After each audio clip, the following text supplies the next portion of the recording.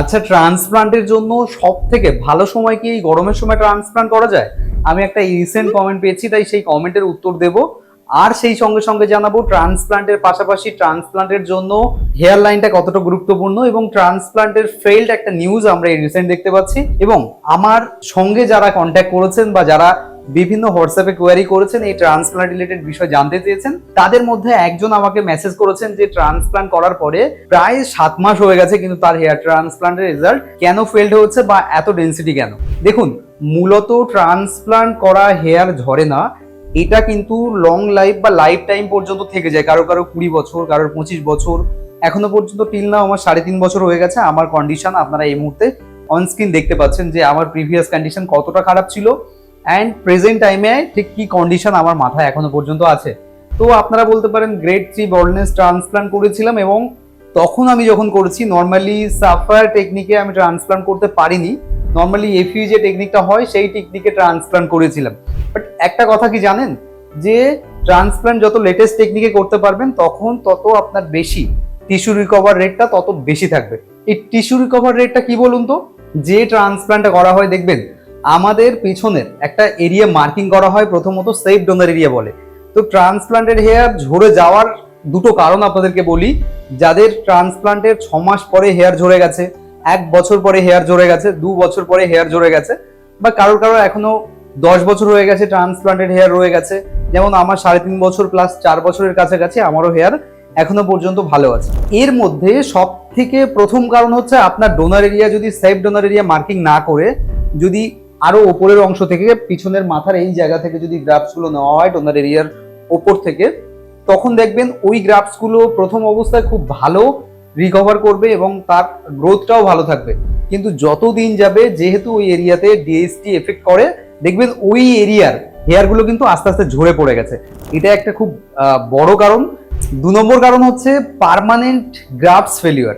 এটা একটা বড় প্রবলেম হয় অনেক সময় ট্রান্সপ্লান্টের সময়, যখন সিলিটস মেকিং করা হয়, অর্থাৎ সামনের যে এরিয়াতে ছিদ্র করা হয় সেই এরিয়াতে যখন গ্রাফটস গুলোকে বসানো হয়, যখন ইমপ্লান্ট করা হয়, যে গ্রাফটস গুলো বের করা হয় সেগুলো সঠিকভাবে না বসানোর কারণে, এটা কিন্তু জেনারেলি ট্রান্সপ্লান্টের পরের ছবি দেখে বোঝা যায় না যে কতটা ডেন্সিটি দেওয়া গেছে, এটা তো বোঝা যায়, কিন্তু পার্মানেন্ট গ্রাফটস ফেলিওর হয়েছে কিনা সেটা কিন্তু একেবারে বোঝা যায় না।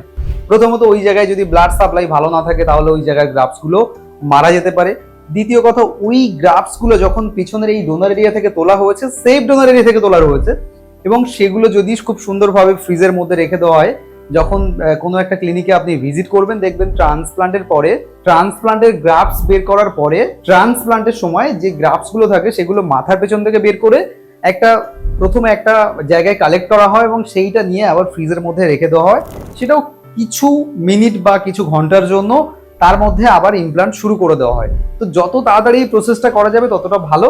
বাট ট্রান্সপ্লান্টের পরে ডেন্সিটি যদি সিলিটস ঠিক করে মেকিং না করা হয় তাহলে ওই গ্রাফটস গুলো কিন্তু মারা যেতে পারে। ভালো করে যদি ইমপ্লান্ট না করা হয়, একটা নির্দিষ্ট মিলিমিটার পর্যন্ত যদি ওই গ্রাফটস গুলো না বসানো হয়, তারপরে ওই গ্রাফটস গুলো মারা যেতে পারে। আর একটা পয়েন্ট জানবেন, এই সমস্ত প্রসেস গুলো যদি ভালো এবং দক্ষ একটা সার্জন এবং পুরো সার্জারি এক্সপার্ট টিমের কাছ থেকে যদি না করা হয়, তাহলে আপনার গ্রাফটসের ডেন্সিটি কমতে পারে। চলুন একটা এক্সাম্পল দিয়ে আপনাদেরকে বোঝাই। আমি একটা ছবি শেয়ার করছি। ইনার ট্রান্সপ্লান্ট হচ্ছে এখান থেকে প্রায় 7 মাসেরও বেশি হয়ে গেছে, আর ইনি ট্রান্সপ্লান্ট করেছে। দেখুন, প্রথমত আমি ট্রান্সপ্লান্টের যে কন্ডিশন ছিল ডে অফ সার্জারি, সেই সময় ছবিটা আপনাদেরকে একবার দেখাচ্ছি, যে ক্রাউন থেকে নিয়ে শুরু করে ওপরটা যেভাবে ফিল আপ করা হয়েছিল। কিন্তু সমস্যা কি বলুন তো, 6 মাস পরে সেই ডেন্সিটিটা কিন্তু আর আজকে দেখা যাচ্ছে না। কি হয়েছে? ওখানে হচ্ছে permanent grafts damage. Permanent graft damage হয়েছে। কেমন ভাবে হচ্ছে? কারণ স্ক্যালফের ওপরিভাগে না, এই যে পোর্শনটা আছে এই জায়গাতে কিন্তু ব্লাড সাপ্লাই সেই অর্থে খুব বেশি থাকে না। তার জন্য আপনি চাইলে যোগা করতে পারেন, তার জন্য মাথায় ব্লাড সাপ্লাই বেশি বাড়বে এবং হেয়ারগুলো ভালো ডেন্সিটিতে আসবে। তবে এখানে কি হয়েছে, যে গ্রাফটস গুলো বসানো হয়েছিল সেগুলো কিন্তু পুরোপুরি ওখানে সার্ভাইভ করতে পারেনি, যে কারণে ওই গ্রাফটগুলো ড্যামেজ হয়ে গেছিল। এটা কিন্তু হেয়ার ট্রান্সপ্লান্টের পরে প্রথম 1 থেকে 2 দিন খুব ভালো করে আপনাকে কেয়ারিং এ থাকতে হবে। যে প্রসিডিওর গুলো আপনাকে বলে দেওয়া হবে সেগুলো অবশ্যই মেনে আপনাকে এরকম ভাবে সার্জারিটা করতে হবে। তো এটা একটা কথা বললাম যে পার্মানেন্ট গ্রাফটস ড্যামেজ হতে পারে। আর একটা হতে পারে আপনার যে ডোনার এরিয়া আছে সেফ ডোনার এরিয়া থেকে গ্রাফটস না বের করা, তার কারণে আপনার হেয়ার ট্রান্সপ্লান্ট ফেলিওর হতে পারে। বাট এটা কখন হবে, ইন ফিউচার যখন আপনার ডোনারের সেফ ডোনার দিয়ে মার্কিং না করে গ্রাফট নেওয়া হচ্ছে, সেক্ষেত্রে দেখবেন আপনার আস্তে আস্তে চুলগুলো আবারও উঠে যেতে পারে। এটা মূলত ট্রান্সপ্লান্টের দুটো সাইড আপনাদেরকে বললাম, এই কারণে ট্রান্সপ্লান্ট হেয়ার ফেইল্ড হতে পারে বা ট্রান্সপ্লান্ট হেয়ার পরে উঠে যেতে পারে। আর এইগুলোকে যদি আপনি সঠিকভাবে মেনে ভালো একটা ক্লিনিক থেকে সার্জারি করেন, তাহলে কিন্তু কোনো অসুবিধাই হবে না, আপনিও আমার মতো একটা ভালো গুড লুকিং এ ফিরতে পারবেন, একদম ভালো একটা ট্রান্সপ্লান্টের রেজাল্ট পেতে পারবেন। আর ট্রান্সপ্লান্টের জন্য সব থেকে গুরুত্বপূর্ণ কথা হচ্ছে হেয়ার লাইন।